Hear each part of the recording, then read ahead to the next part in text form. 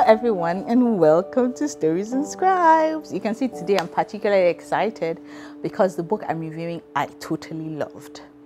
And if you are here for the first time, I just want to welcome you to Stories and Scribes. This is a platform where I share my love for Christian fiction books and share the stories I learned and how it has helped me also in my own journey in my Christian fiction walk. If you're here for the first time, like I said, welcome. Please don't forget to subscribe. For those who have continued to listen to me talk about the books that I read, thank you so much for just sticking with me. But I hope you've also subscribed.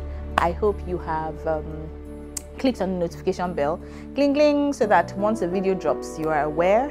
And please don't forget to send me a love note because I love to read from you. Okay, so today I'm going to be reviewing a book that I love, and it is called If for Any Reason by Courtney Walsh.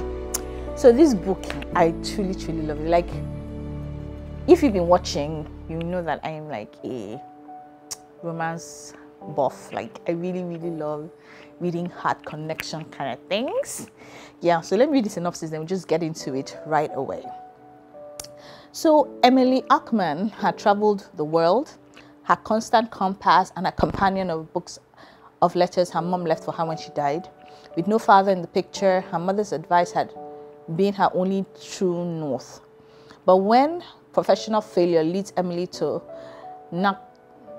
Nantucket to renovate and sell the family cottage, she wonders if her mom's left advice to cover this, especially when her grandmother arrives to supervise, and especially when her heart becomes entangled with Hollis McGuire, the boy next door turned baseball star who's back after a career-ending injury.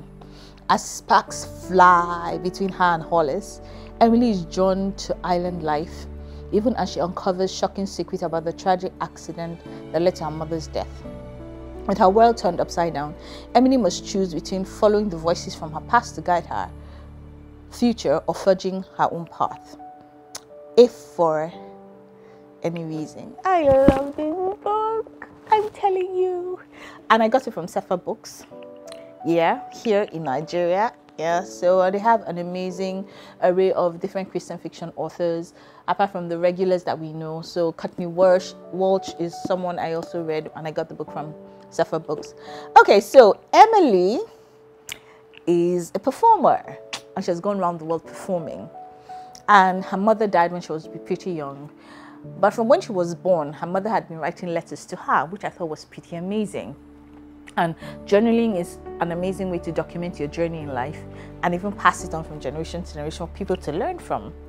And she had always used the notes and the letters her mother had compiled in a book for her as her true north, meaning that her mother had written like any possible thing that could possibly happen to her. Like if you meet a guy, like if you're confused, like if you're stretched, like if you come to a crossroad, when you hate someone, when you love someone, forgiveness. Her mother had, every experience she had written her a letter about it. And I thought that was fabulous, But would I do that for my daughter?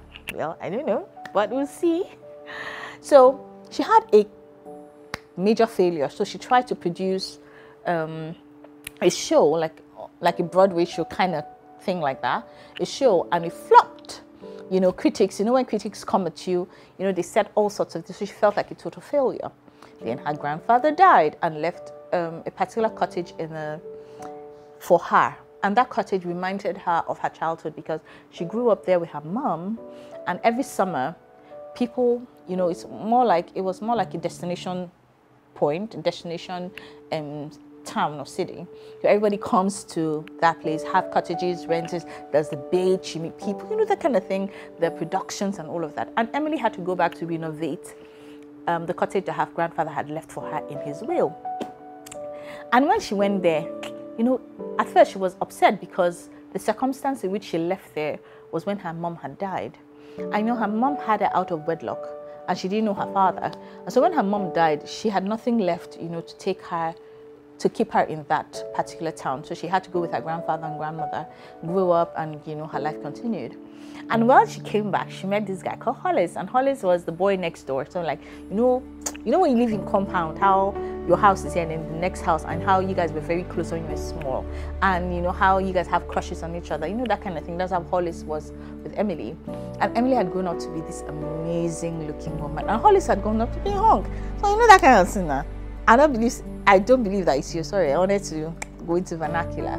And she began to find herself again. And I think that the story of restoration and second chances is so amazing, especially when you read it. And Hollis had gone on to be a famous basketball player.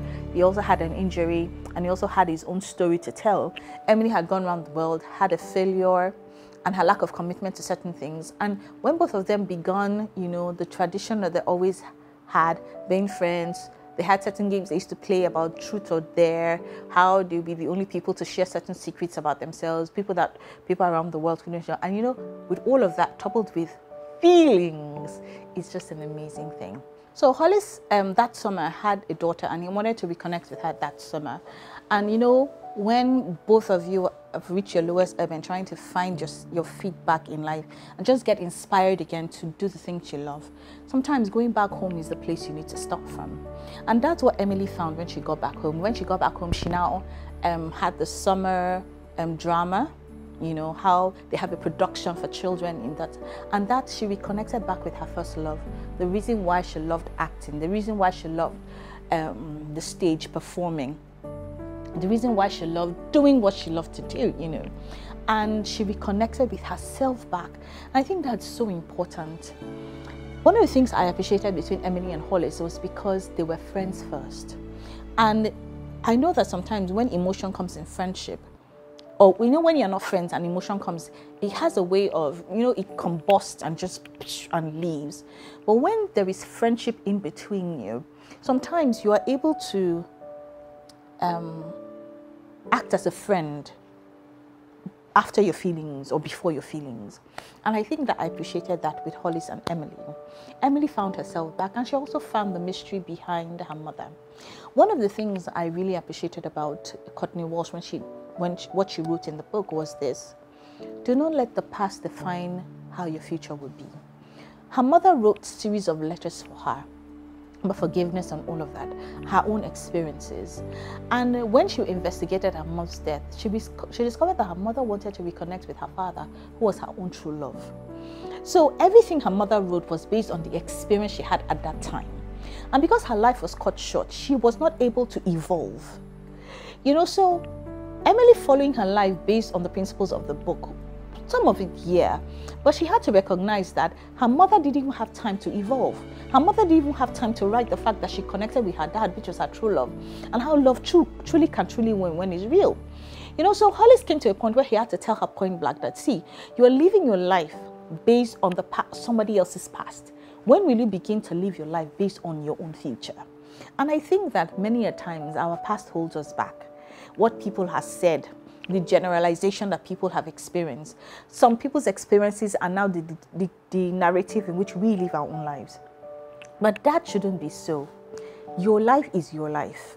You have the power to decide how your life should be. It shouldn't be based on the experiences of somebody else that you live your own life. Make your own mistakes.